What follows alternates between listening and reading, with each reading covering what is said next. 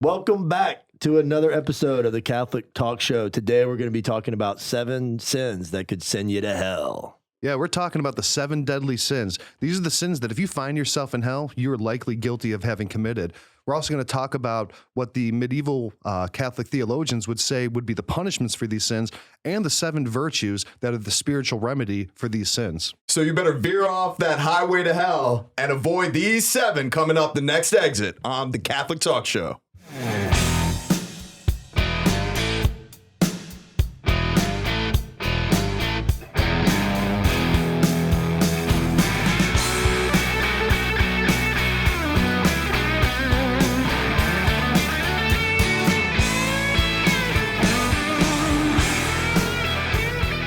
All right, let's jump right in. This is definitely an interesting topic. We did a lot of research on it. Oh, for sure. I watched the movie 7. I don't know if you know that movie, Sheil. No, but I think I'm pretty familiar with all of these 7 sins just in real world application. Oh, but it was striking in that movie with Brad Pitt and Morgan Freeman. Yeah, that was the Is that the one where he's overarching- like, what's in the box? Yeah, what's in the box? What's in the exactly. box? Yeah. But that was in Never saw it. 1995. You never saw it? I mean, parts of it. I mean, I know Oh, the box bro. part, obviously. That was such a thriller, man. I remember good that. movie. Yeah, that was a great movie. Yeah. You should give it a shot. I think you will be impressed. I'll put it on my must watch list at Blockbuster. But it's something that, I mean, I was young. I was definitely in my early teens and went to sleep with some of those images. I mean, it was a kind of it wasn't a horror flick, but it was a thriller. Left some lasting images of these 7 deadly sins we're going to talk about today. Yeah, the 7 deadly sins are they're a very ancient concept, and it's a way of constructing the vices and the perversions of the human will, and it's a way of categorizing them so that the hope is that Christians know how to avoid them. Yeah, this goes back to like the 6th century, right? With Pope Gregory the Great. Even further, Yeah. even Even before further that. than back, yeah.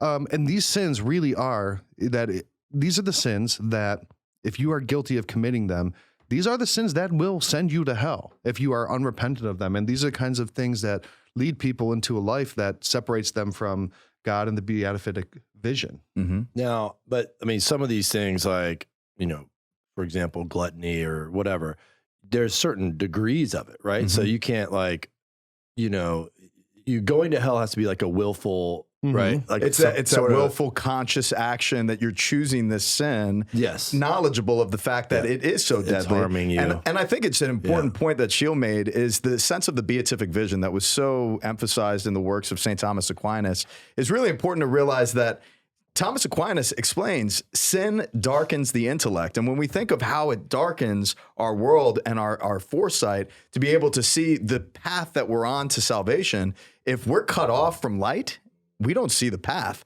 And if we want to have that vision, it's something that we need to strive for in virtue and the respective virtues to combat these 7 deadly sins. Yeah. And, speaking of vision, you need to go on your URL and type in the Catholic Talk Show. Excuse me. Your URL. Earl? Is it like Earl. Earl? You need to go talk You need to go Earl. on your Talk to okay? Earl. Talk to Earl. Yep. Go to CatholicTalkShow.com. Earl's going to take you there. Earl's going to take you there. And he's a nice guy, let me tell you. I've known Earl for a long time. And Earl's like our butler, kind of. yeah. Very gentlemanly, Earl. So go to the Earl, go to CatholicTalkShow.com, and Earl could also lead you to become one of our greatest patrons to support our show so that we continue to grow into new markets and reach new people with this material, because we talk about some important things. And today, talking about the 7 deadly sins, we want to make sure that we're reaching you wherever you may be, in your car, in the office space, on your headphones, or even in the comfort of your home. So thank you for journeying with us. Make sure you're connecting with us on social media and all of our platforms that you could see on CatholicTalkShow.com. All right, so you said something I think that was a really good way to lead into this about how Aquinas said that sin darkens the intellect. And I think one of the things to understand about the 7 deadly sins is that they are abuses or excesses of every person's natural faculties and passions, right? These are 7 things that are really perversions or misappropriation of a human being's natural desires. Mm-hmm. So gluttony and lust and these types of things, they are the natural behaviors of human being taken to the wrong levels. Now, the 7 deadly sins, you brought up St. Gregory. Mm-hmm. Now, We're going to get to him. And you are right that St. Gregory is the one who finally coined codified it, He right? codified Yeah, the yeah, seven. But yeah. before that, they do go back to the Desert Fathers and to the ascetic fathers in the Egyptian desert. Mm-hmm. And there was a monk, his name was Avarigus Ponticus. And he was the one who first identified these 8 evil thoughts that you had to overcome. Now, 8, not 7. So originally there was 8 deadly sins, or these thoughts that if you were living in solitude and asceticism, that if you weren't able to conquer these behavioral tendencies and these sinful thoughts, it wasn't going to go very well for you out in the desert. You're probably going to get eaten by like a desert lion or something, or go to hell, which is what happens, right? So then one of his disciples, John Cassian, he was the one who first really wrote these down. Now he wrote it down saying that his mentor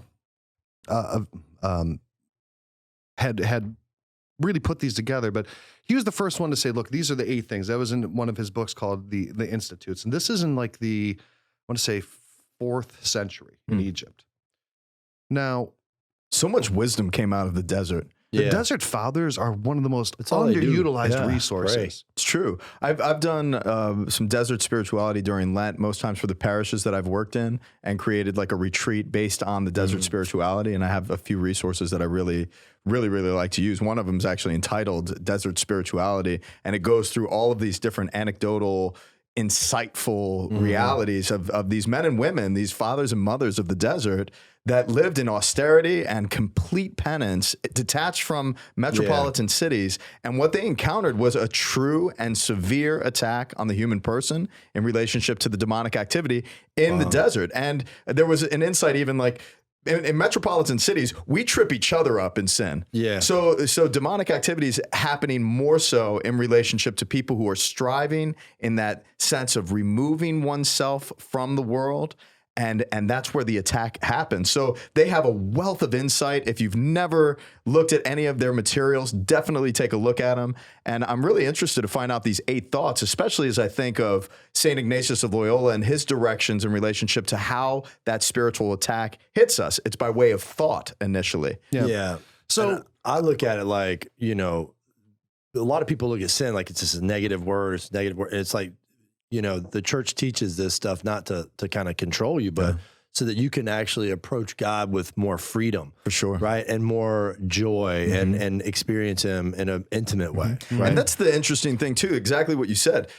God and the church, Holy Mother Church, wants us to express that pure freedom and that pure joy. Yeah. Right? But sin, especially these 7 deadly sins, you could look at them and think, well, I'm taking care of myself, pride, I'm placing myself, that I'm important, I want to make sure that I'm happy, or, lust, gluttony, envy, all these different things. It's self-operating, but it never provides that sense of freedom because our freedom is always in the object of love to the other and not to oneself. And these 7 deadly sins really encapsulate how that converse reality, we have to combat and overcome that and focus on the that's other. what I'm looking forward to, learning about the virtues that combat it. Yeah, For sure. So and I think that it really makes a lot of sense that this list comes out of the desert because, like you said, they were removed from that communal living, and these are the things that are really that you have to personally overcome, and they are again those excesses of the human desires.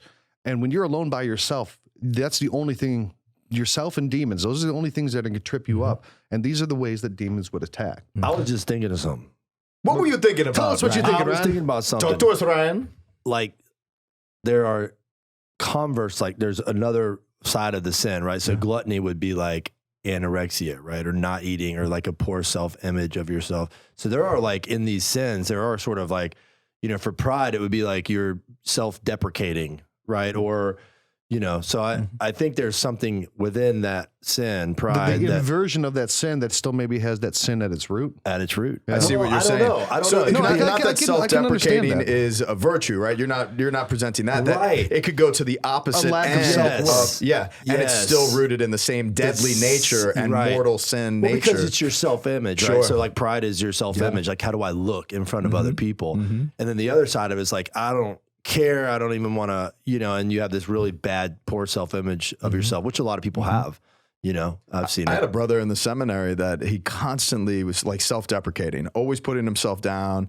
And he was a humorous guy. People would laugh, but I pulled him aside one day. I'm like, bro, like, you got to stop doing that, because when we had a deep conversation, he was just very unhappy. Yeah. And I said, you know, that just feeds your unhappiness. You know, you're a great brother. You have so many skills and talents, a great personality. You don't have to please people by your self-deprecation. Yeah, you don't always have to be SpongeBob ripping your pants. What? Yeah, SpongeBob. Somebody's SquarePants. watching cartoons with their son. SpongeBob. Yeah, with my son. SpongeBob's He was great. watching it this morning, drinking coffee and smoking a cigarette. So the first, so that first list, when it was 8 sins, before it got, turned into 7, they were gluttony, fornication, avarice, pride, sadness, wrath, boasting, and acedia. So those were the 8. Acedia. Which is like lazy, like sloth. Yeah. So those are the ones that were. And it's interesting that they put avarice and pride because they're very, very interchangeable. Right. And Augustine went into depth on the sense of avarice as being the fall of humanity. Like it was Adam, his avarice, right? That was the movement. What's the difference between avarice and pride? That's Is where there we're a going to difference? lean into Sheil right now, who's going to give us that explanation, I suppose. Well, that was just a historical context. I think we're going to go through the ones that are. But I do Seven think now. a distinction between avarice and pride would be helpful, because Yeah. it's something that's always baffled me. Is just, like there's just this fine line of what is pride and what is avarice. What do we got here? What do we got here, Ryan? So tell What do us, we would got? you? Tell us, man. Please We don't explain read, it to we us, don't Ryan. read the interwebs. I don't know. I I don't know. They seem pretty similar to me. Yeah. But I think that is actually why Saint Pope Gregory the Great kind of clarified. Consolidated He them. consolidated them. Yeah. So when he reduced the list to 7, we had that original 8, right? And he combined vainglory into pride. Acedia was combined with sadness, and then he added envy. So you combined 2 of them, and then you had that extra one, envy. Now you have the classically recognized 7, which are, and this is in the order. And when Pope Saint Gregory the Great, say that 5 times. Great. Pope St. Gregory the Great. Pope St. Gregory the Great. Pope St. Gregory the Great. Pope St. Gregory the Great. Was that 4 or 5? Pope St. Gregory the Great. It's pretty good. I'm gonna cut that part out and put a beat behind it. Yeah. Pope St. Gregory the Great. So, in order, going from the worst to the least damaging, they are as defined by Pope St. Gregory the Great, Pope St. Gregory the Great, Pope St. Gregory the Great, Pope St. Gregory the Great, Pope St. Gregory the Great. Great. Bam. Yes. I'm so proud You of you. guys are losing it. Yeah, we are. Yeah. Well, A little French press. That's what happens. yeah, little Guadalupe roastery. Guadalupe good Roastery, stuff. man. Great Good coffee. Check them out. Cheers to you guys. Yeah, Thanks for they sending them in, donate, Guadalupe. they donate the Thank you for it. profits and Yeah. stuff like that. Some of the profits. So the 7 deadly sins. Let's get to those. Pride, envy, anger, sloth, which is also acedia, greed, which is avarice, gluttony, and lust. It's interesting that it's in that order. I didn't realize that. I thought they were listed for a particular reason, but that it's almost in It's the worst to the least, Yes, I suppose. That's it, man. Wow. So it would be that pride is the worst of Yeah. the 7 deadly sins. Well, because it has the unique nature of being able to spread over all the other ones too. And I think Like a this perception of self-image. pride, like when you think of pride, Delacroix, what do you think of initially? Like how would you define it? Yeah, it's when it's when your frame of reference, right, as a person is inherently, like, not inherently, but selfish, right? The lens is what do I want for myself, and how do I look around other people? I mean, that's essentially. And I think that's true. And we start there. And I think the worst offense of pride is not only am I operating just for myself, now I have cut myself off from God because I'm no longer recognizing the quality of the gifts that he's given me. Right. And I don't reference the gifts that I have to him they're mine. They're Yeah. my gifts, and this is my body. I'm going to do with it whatever I want to. Yeah. This is my wealth. I'm going to do with it whatever I want to, Yeah. and it's going to revolve purely also- around me. But it's no longer recognizing God as the author and giver of all good Right. gifts. And it also, like I was saying, the unique nature where, because you're sinning, like entitlement comes in. So you're like, well, I'm this. And so I deserve to lust, or I deserve to be a glutton, or I deserve, and so it kind of like, it gives you license to do a lot of other things because it is kind of directed, your mind's directed completely to yourself. For sure. Right. Thomas Aquinas said that pride is the queen of all vices, and that all the other sins, it takes preeminence over the other sins, because he said that it is it's the frame of mind of a man that he has excessive love of his own existence and his own excellence. Excessive. It's excessive, and that by that you withdraw yourself from the subjugation of being a creation of God. And that's the sin of Satan, his pride, is that he would not, non-servium. I'm not going to serve. I'm going to go after my own interests. And the first and fundamental way to find yourself in hell and to cut yourself off of the life of God is by refusing to submit to him, and by refusing to have your will be in complete unison with his own. And that is where pride immediately cuts down the spiritual life of a Christian. Right. And the most important thing you can do as a human being in relationship to God is confess your sins, go to confession and receive God's mercy. Right.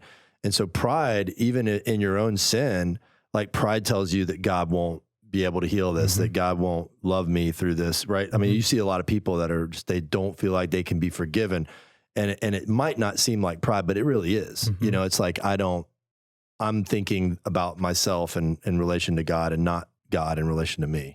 Yeah, and again, you're putting yourself before God. You're putting your own power before God's omnipotent power of mercy, and you're doubting the fact that he has the power that is greater than yours that can absolve sins.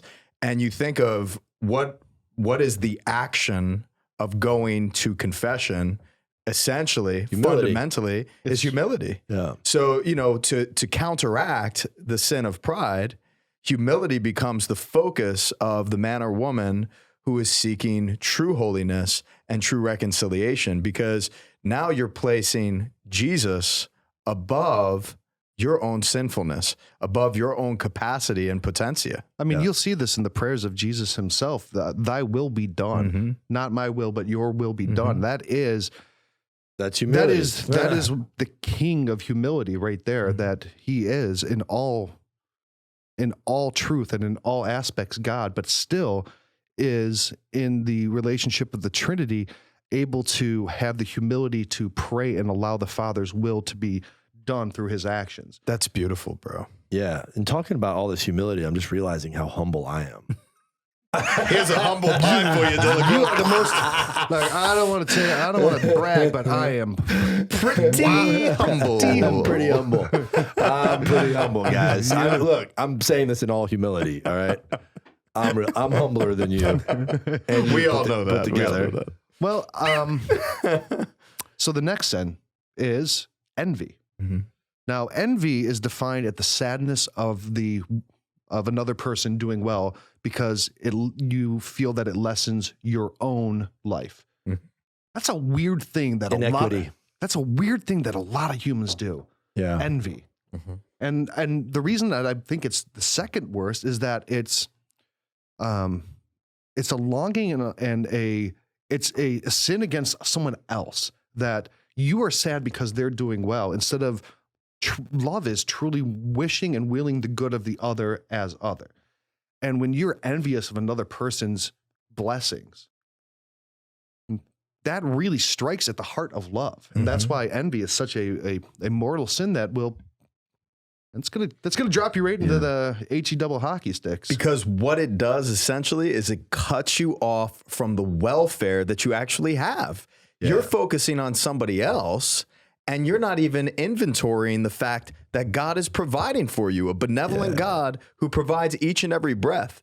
so that even at the beginning of that, it's like, where am I with that? Do I just take it for granted?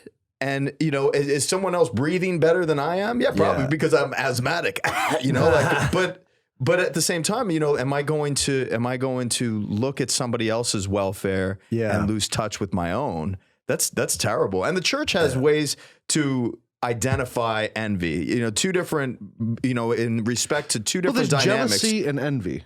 There's jealousy, there's envy, and it's essentially locking into either a material or a spiritual good of someone.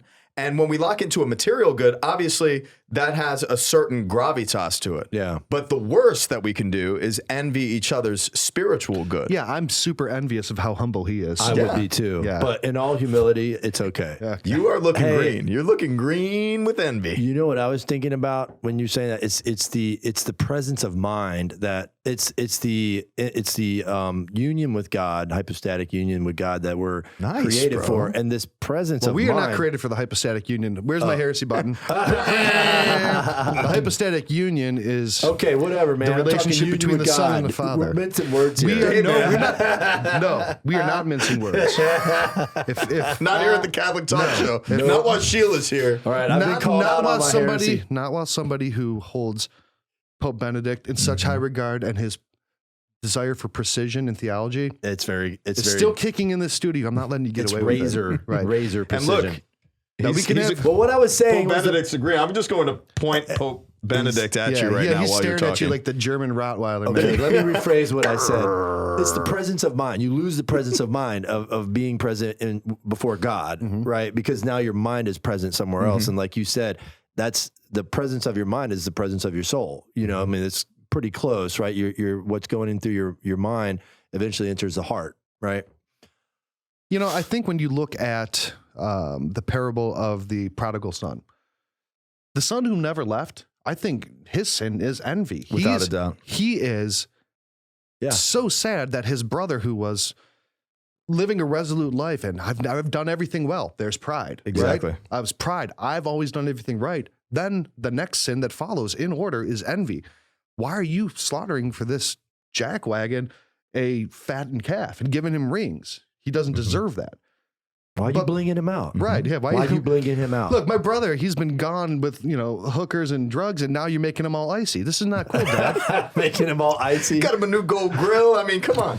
But that's an interesting take on it, because you can actually go through the 7 deadly sins operative in the prodigal son, as well as Really? the older cool. brother, Yep. even in the person of the older brother.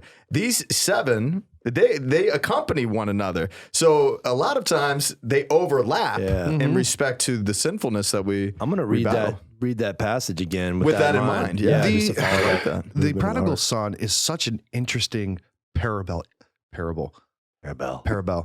It has so many layers. That's kind of a cute way to say it. Yeah. Parabelle. It That's a sounds like a French way. Disney princess. You getting all cute? Yeah, you getting cute on this show? What are you doing? But if you think about it, where you are in life, you can really say, who am I in this? Sometimes you're the prodigal son. Sometimes you're the son who didn't leave, and sometimes you're the father.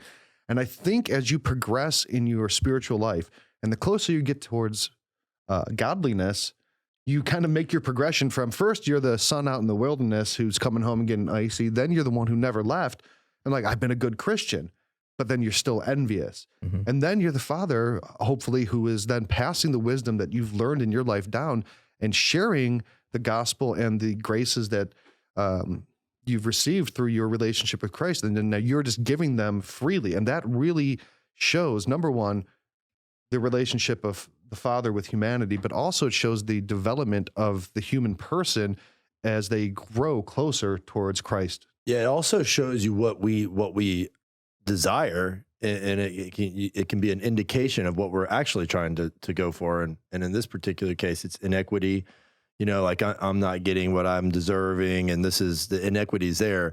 Like we perceive inequity because we desire equity, right? That's why we see inequity, is because we desire in our heart equity, right? And there's nothing more equitable than God, loving you and you loving God back and being happy where you're at and what you're doing and in the moment, And the corrective action of his mercy, that God's mercy corrects our nature. and he builds us by grace, because grace builds on nature, and we're emerging more deeply in that parable into the mercy of the Father. And hopefully, I look at the prodigal son as still manipulative. When he comes back, he has this bright idea while he's longing for the pods of the pigs that, I got an idea. I'm going to prepare this text. I'm going to manipulate my father's affection for me. But the father doesn't care. And that's the beauty of it, because the father interrupts the prepared text. He doesn't let him finish. And he immediately wraps his arms around him, kisses him, embraces him before he even says one word. And I think the transformative nature of what happened to the prodigal son was after he encountered the merciful father, because now he's living more fully in his mercy. Yeah. And that's the same thing for us. You think of St. Paul, who went through one of potentially the most epic transformations in the history of the church. And in his letter to Timothy, he says, I am grateful to him who has strengthened me, Christ Jesus our Lord, because he considered me trustworthy in appointing me to the ministry.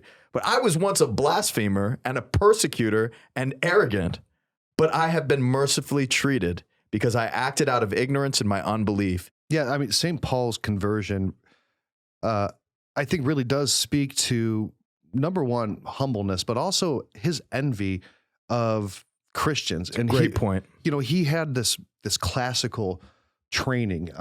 He would train under the best rabbis, like at the temple.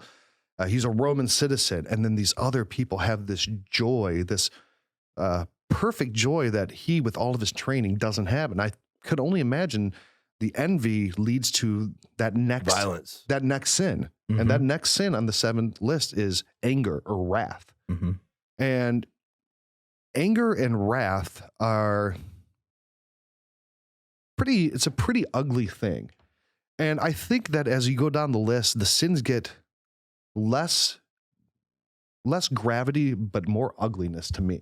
They become more and more base. They become more and more From carnal. spiritual realities and the depths of human consciousness and, yeah, sin and to psychological. a more surface level. Yeah. Right. More explicit, would you say? Yeah. I mean, it's definitely more visible Yes, without a doubt. I think of like a guy in a game or something, like a football game, and then he's angry and it's like you're at this point right now where you could just step down and just calm down, or you just go crazy. You're like, oh, there he goes. For sure. Not that football players are the only ones that do that. There's So- any football players out there. The Catholic Encyclopedia defines anger as the desire of vengeance. Yep. But we all know that the vengeance is the Lord's, right? That it is not for us to take vengeance. Now, but that's not to say that the desire for justice is the same as anger, right?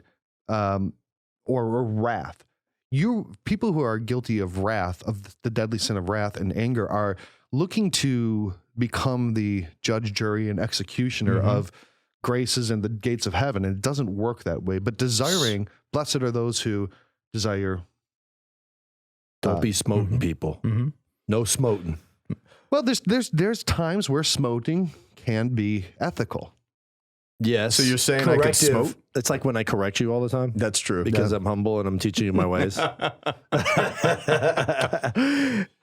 that smoting? The way Good that smoting. Did I just smote you? Yeah, you did. You smoked me well. Put that in your pipe and smote it. You had to.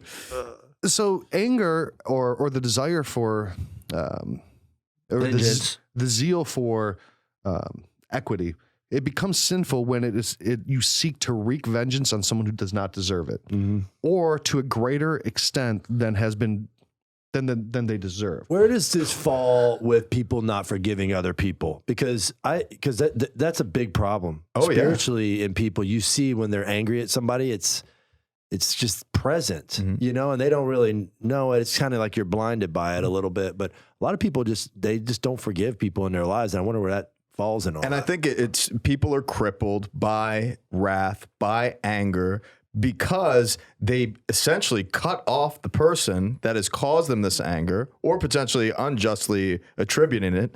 But in that sense, it's, I have no patience with you anymore. I have no investment of patience and hope that your humanity can change. So you are now my enemy, Yeah. and now my anger is fixed on you. Forgive me, Yeah. Father, for I felt anger at you this morning because it took you forever to get ready. Get dressed, dude. Oh, Golly, man. It's a I process, know what a man. teenage girl's going to be like now. I'm getting ready for Ava. Yeah, that's what's going on. You saying I'm a diva? Somewhat. A little bit. Hey, no, but what you were saying earlier about living in mercy, like mercy that you show to somebody and their reception of that or understanding of it, they're living in it, right? And there's no barrier there between, harmony and relationship with your neighbor, right? Well, if we're striving toward justice and equity, which is a virtuous thing, and it's something that we should be committed to as Catholics, but just as human beings, generally speaking, we should be moving in the direction toward equity and living well among our brothers and sisters. But I do think it's a cutoff in respect to, I want this justice now. Yeah. Right now. And I am not willing to be patient And wait and for- await yes. the justice, because in the wisdom literature of the Bible, it says very, very clearly that God is the executor of justice, not us. God is, and God will, because He is a just God, execute exact justice. But that requires us ultimately to be patient with God's plan for our life and the injustices that we are experiencing today or may face in the future. Now, next sin is acedia or sloth. And that it Couches and potato chips. I was just thinking, if I take a nap, that's not sloth. Only if I'm taking a Bro, nap. you're taking 3-hour naps multiple times in the day. Come on, man. Come on, man. Maybe an hour. You are a napper of much renown and skill. I'm a professional. You're very good at You it. should write a book. I think that your napping no longer really is the sin of sloth or acedia. I think it's really now pride. It's private. I'm gonna take It's a reached nap. that point. Yeah. and I'm guilty again of envy of how well you nap, because I don't sleep at all, man. I sleep terribly. But that's not sloth, right? Sloth No, so isn't like it necessarily. can be. So it's the disinclination to labor or exertion. Now, obviously, we are meant to work the land and produce by the works of our own hands the goods that we sustain ourselves with through the grace of God. Okay. Some people are better workers than others. But I think where it really gets into a dangerous and very hell-worthy sin is when you don't have acedia would be defined by some of the church fathers as sadness in the face of a spiritual good that you have to work to achieve. Ooh. Right? Wow. That you have to work, you have to perfect yourself and your spirituality. You have to make sure that you make time to pray. You have to make sure that you are getting to Mass. You have to make sure that you are doing works of mercy. And you know that if you do these things, you can achieve a greater perfection of the Christian life. But because they're hard, you don't do them. That is acedia. That is where sloth becomes a massive It's a problem. spiritual sloth, it sounds like. Not. Well, it can be physical and spiritual. Yeah. Well, there's But obviously. I think the spiritual definitely leads to a more degradation of the soul and a darker stain on a person when that acedia becomes a spiritual reality. How easy is it for you not to work towards somebody's spiritual good or material good if you are angry with them? Yeah. It's Yeah. easy to dismiss Yeah. that person. So that's the beginning of it. That's the beginning of the reality of sloth. But even worse when it gets to that spiritual point. So that could be that sense of material sloth. I don't want to work out of the dignity of human labor for the welfare of another person that I don't trust, that hurts me, that's disinterested in me. It's like checking out. Yeah, so I'm going to check Checking out. But then the worst part about it is before God, just the labor of love, even the sense of love of self, Yeah. that my own dignity, the dignity and worth of my humanity is the fact that I can work, that I can perform actions in the world. And rendering myself inactive, I in that place of just complete depression and despondency, I cut myself off completely, and I'm like a slug. Yeah. You're not like a slug. I am. Wait, are you, I'm feeling like I'm sluggish. Are you I'm gonna get him a Are UC you Santa making a Barbara, confession right now? I am, guys. I confess. You're so lazy, man. You need to stop with that. I think a real practical example of where acedia can come in is the kind of pattern of people who maybe they've committed a sin and they know that they can't receive communion. So they don't go to Mass. but then they're busy on Saturday, so they don't go to confession. And it becomes this compounding effect where the more and more you allow it to happen, the harder the hill becomes to climb. Yes. And the more you're like, It's a great perspective. if you've ever like gone into your garage or, you have to pick up and you're like, dude, there's so much stuff here. I don't know where to start. Yeah. I'm taking a nap. Forget it. I had You a know? roommate like that. He'd stare at the dishes if it was all crazy. And it's just too much. It becomes And- overwhelming and you yeah. just shut down. And there's that tendency of people to build a deeper and deeper hole for themselves. Yeah. And they look up and they're like, dude, I couldn't climb out of this 2 steps ago. I'm certainly not doing it now. I'm just Yeah. going to lie down here and die. And It that's like a seedy one. calcifies. It's like just a hardened. That's a great perspective. That really is insightful. And, So and get you up your butts, and man. go to confession, because Don't be spiritually lazy. it's so true how It's many easy to be. people avoid going to mass after some sin. Yeah. Even if it's as simple as, hey, I'm going on a cruise and I missed Sunday mass, this past Sunday mass, they don't come back right away. Or another type of sin in relationship to fighting with their spouse or fighting with their children and having a house in disarray. They don't have the energy to get up and go to church. And church in the sense of liturgy, that we have a responsibility in the liturgia to work. To work in the direction toward our neighbor and to God. They are one and the same. Our relationship with holiness is not seen in St. Catherine of Siena's eyes in some lofty prayer of great eloquence. It's rather seen in the love of neighbor. And so there's work to be done in church in relationship to your neighbor that I think people miss out on. Mm-hmm. I like that perspective. That's actually pretty interesting. I've never thought of it that way. Thank you. You can take that and use that in your ministry. Really? Should I? Is it copyrighted or? No. Yeah. I don't even have to give you recognition. No. But, How humble of you! Just hashtag You're it. getting closer to Just the hashtag- humility of Ryan Delacroix right now. they're just Sheil. tagging it. So Just tag me. I have that effect on So people. the- In all you You humility. do, man. the next deadly sin that will send you to hell. Send me to hell. Yes. You- You're to hell. looking at me. Yes. We're talking to you. Richard, Yes. sin that can send you to hell I'm listening. is avarice. Oh yes. Avarice. Greed. Greed. That's what I meant. Greed. That's what I meant. It's Latin. That's pride. Greed. Yeah, that's what I meant. That's what I It's a meant. Greek word. Don't worry about it. No, it's not. It's Latin. It comes from the Latin word avarice, which means to crave. Okay. There you go. So That's it's interesting. Crave and greed. Yeah. Yeah, well, it is. It's so And avarice. crave rhymes with the grave. Yeah. So if you got this in your life, Ooh, is that your street ministry coming out, yeah, Papa man. Rich? St. Paul Street Grave. Ministries, man. Yeah, that's right, dude. He's like, if you ever watch The Office when you have Party Mike, where he puts on he puts on a backwards hat and sunglasses. He's like, I'm street ministry rich. Rick.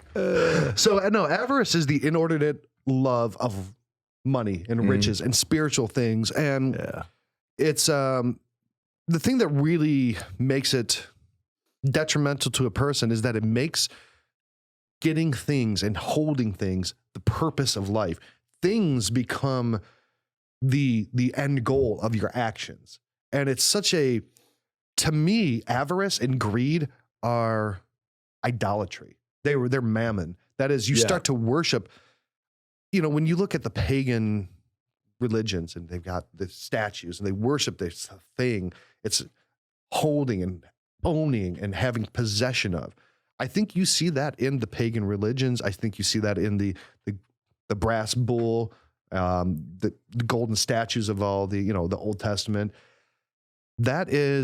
Greed is a really strange thing, and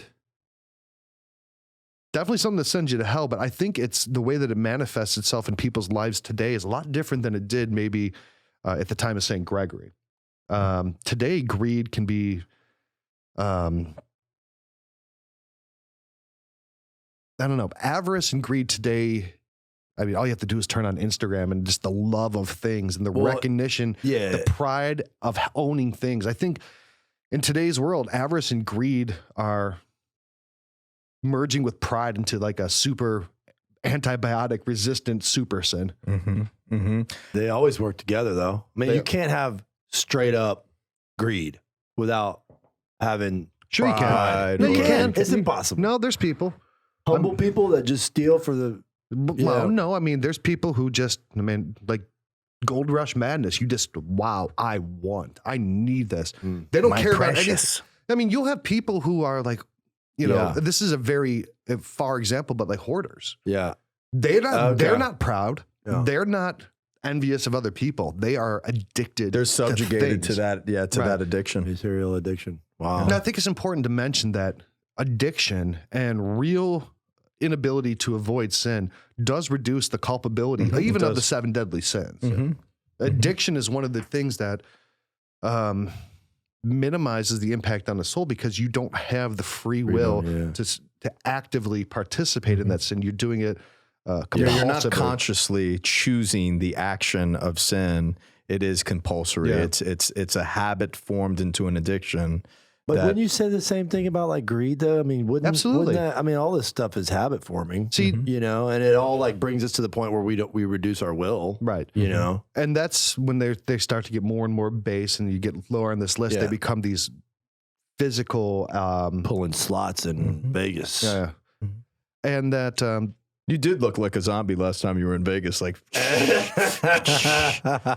no, you know, and I think looking at these deadly sins and the respective virtues gives us ideas that fully color out these various deadly sins. Yeah. So in the sense of charity or being generous in relationship to what greed is, you know, even when we do find ourselves in the compulsory relationships with our own sinfulness, and we find ourselves forming these habits, and we're trying to figure out morally, where am I in relationship to, if I die right now, do I go to hell because of these operative sins in my life?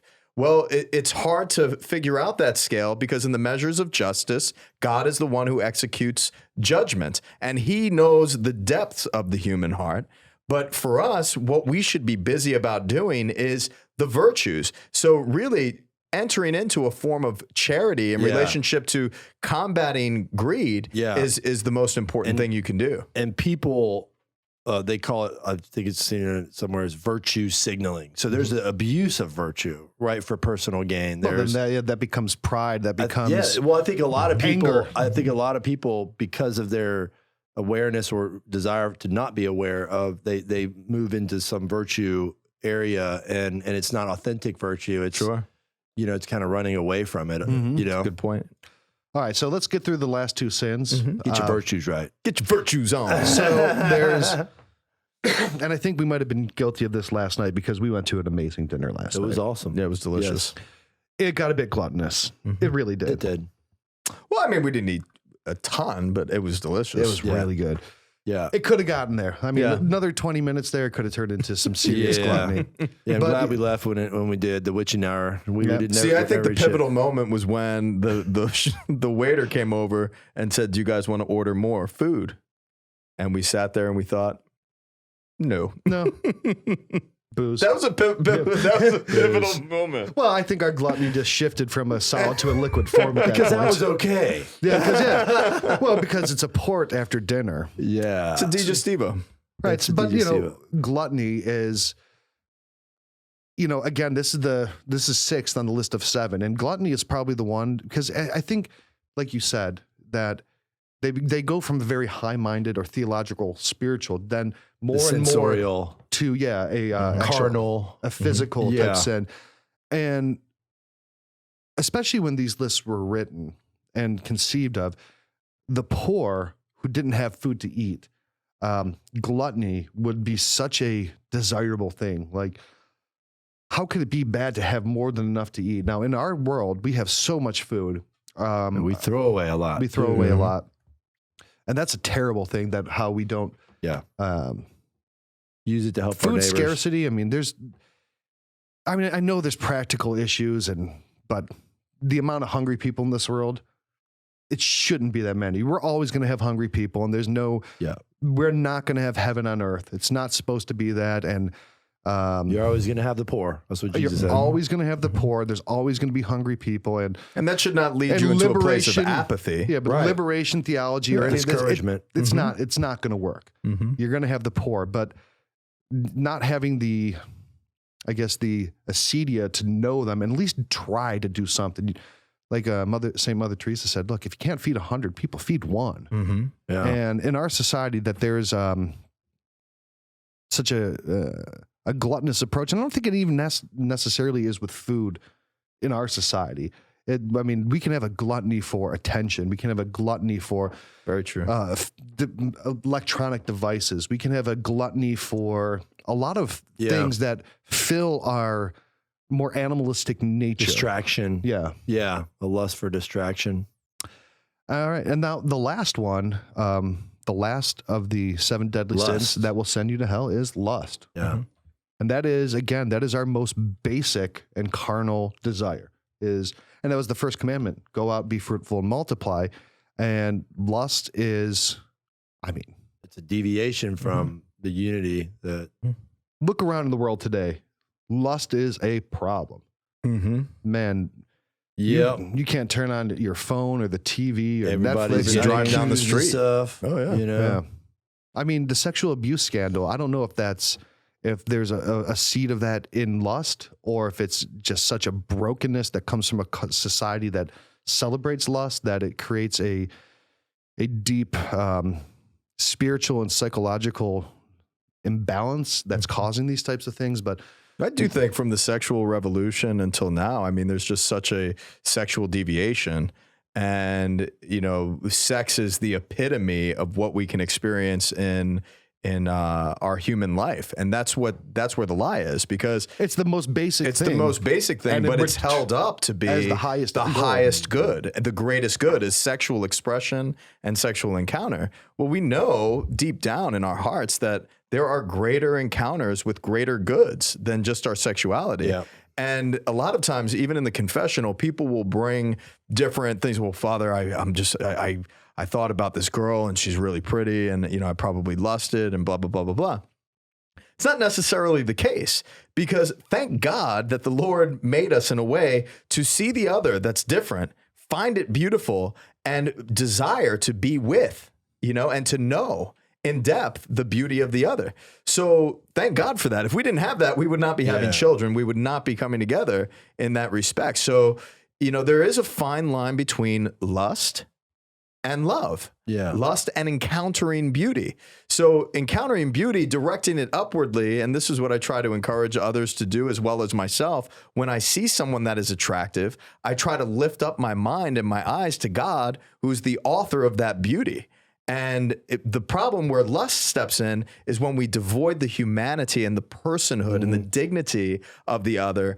And now it's not beauty, it's something that I want to take possession of, because it's something that I want, and I want to fill my flesh and touch with my flesh this reality to make myself feel good. Yeah. And it's just grotesquely, put out there in pornography. It's just what it's done to a lot of young people, and I mean, it just harms them so bad. And marriages, families. Yeah. I mean, if that doesn't show you that lust is a sin, right? Is just look at the wake of all that. I think that's a good point to bring up, that one of our sponsors, Covenant Eyes, Yeah. they are a excellent resource for men or women looking to beat an addiction or the use of pornography. Yeah.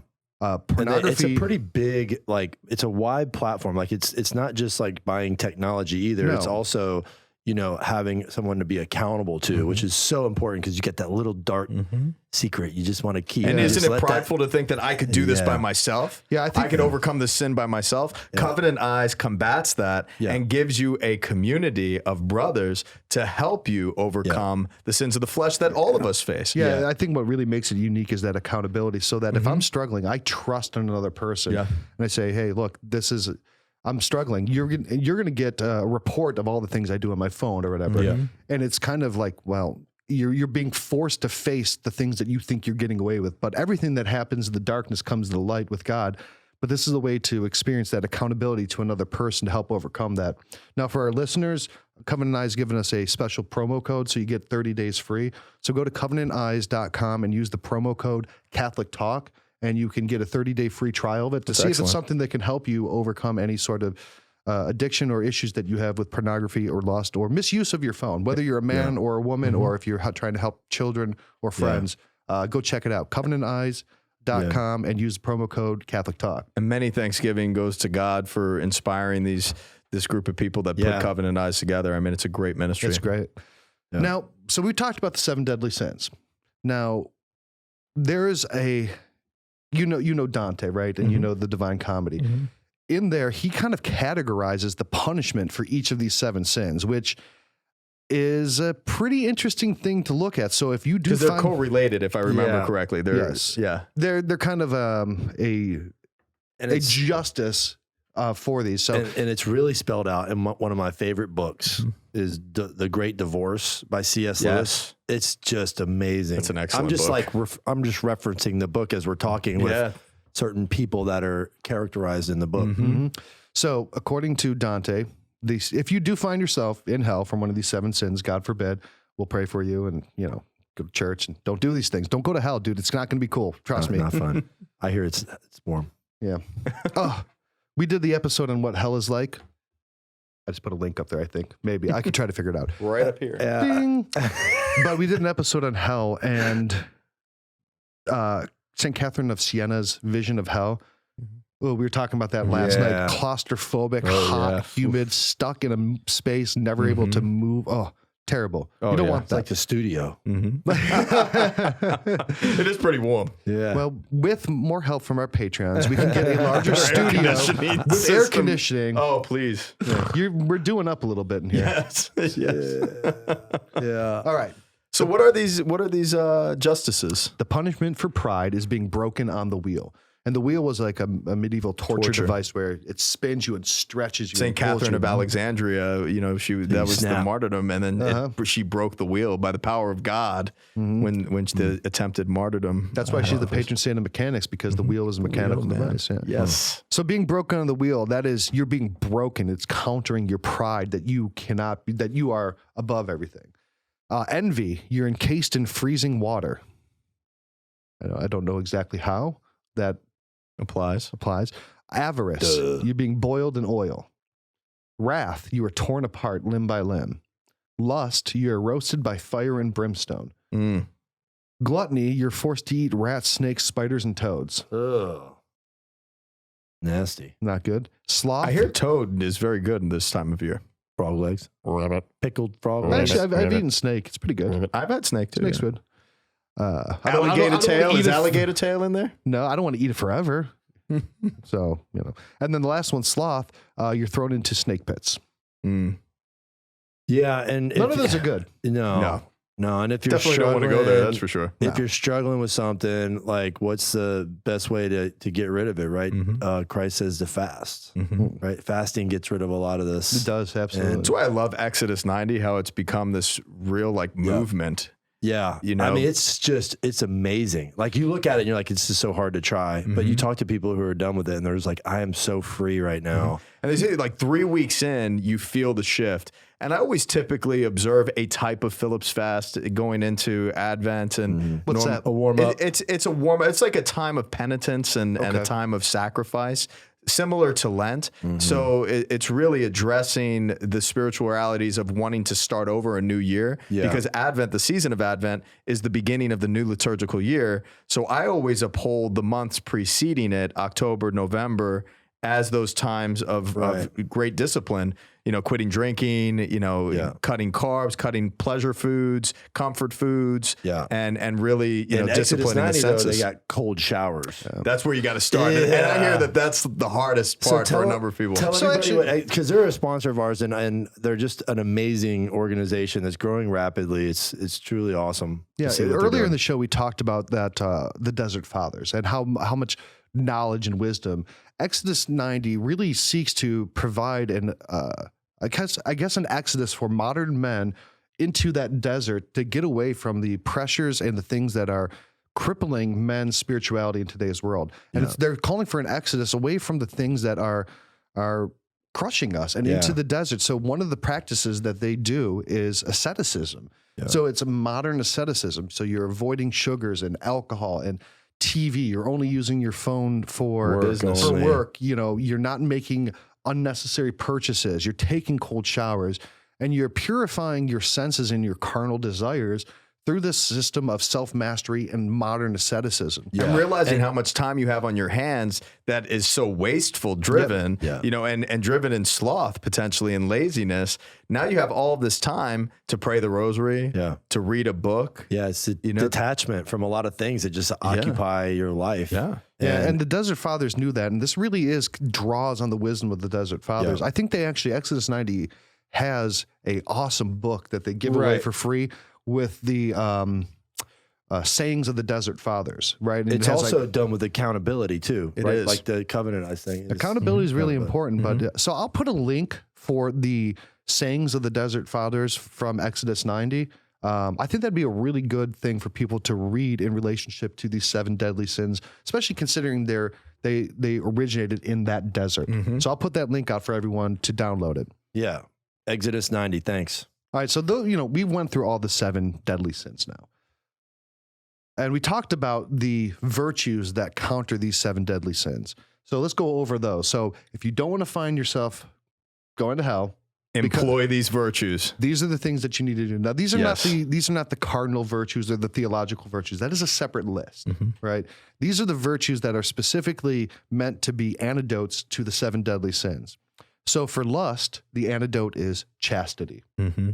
For gluttony, the antidote is temperance. For greed, it's charity. For sloth, it's diligence. For wrath, it's patience.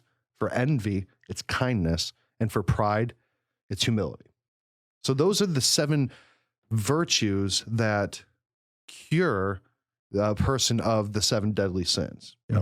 I like the Latin for diligence in relationship to sloth or acedia, and it's industria. So when you think of industrial and industrial development, so what do we have industry for? You know, you're a business. Yeah, you're a businessman. Why is there industry? To take big rocks, turn them into little rocks. People need gravel. And we're building, especially Colombians. That's right. We're building for the sake of civilization and creating a sanctuary for people to come together. It's working for the sake of the other, for welfare. Now that list is not to confuse with the 7 holy virtues, and that's the theological virtues: faith, hope, and charity.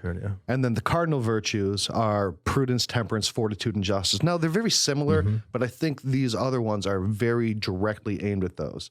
So I'll make sure that I put this in the show notes on CatholicTalkShow.com. If you click on this episode's page, scroll down below the video, you'll see all these notes. You'll see the link to Exodus 90 to get that ebook on the Desert Fathers. You can get a link to Covenant Eyes, so you can go in and use promo code Catholic Talk to get 30 days free. And I'll make sure that I put all the 7 deadly sins and the Exodus 90 link too. Well, I already said that, and then also put the virtues that counter them. Now, sounds good. Before we go, you know what? Now, one of my things that I really enjoy out of the 7 deadly sins, yes. So this is turning into a confession. Should I go grab my stole? No.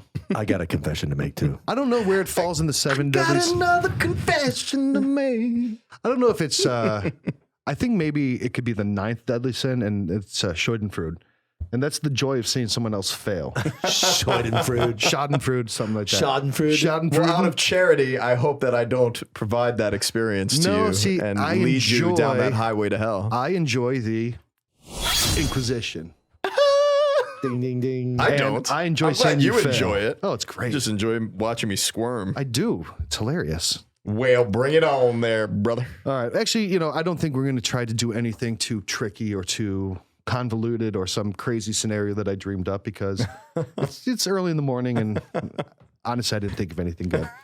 But how can people, I think, from a pastoral sense, how can people identify these 7 deadly sins in themselves, and how do they get away from the fact that number one, there's that addiction to it, so they don't have the culpability of it. But then how do you move beyond the idea that, well, I'm addicted to sin? How does a sin become no longer a venial sin and turn into a mortal sin? Do you get what I'm saying? Well, you're I don't understand what you're shotgun saying. blasting like all these different It's things. buckshot. And, I just yeah, Dick- it's a Dick buckshot. Cheney. Yeah. So I mean, I can't I guess what's dance around. I'll simplify the question. At what point does addiction to sin reduce the culpability of a person in that action?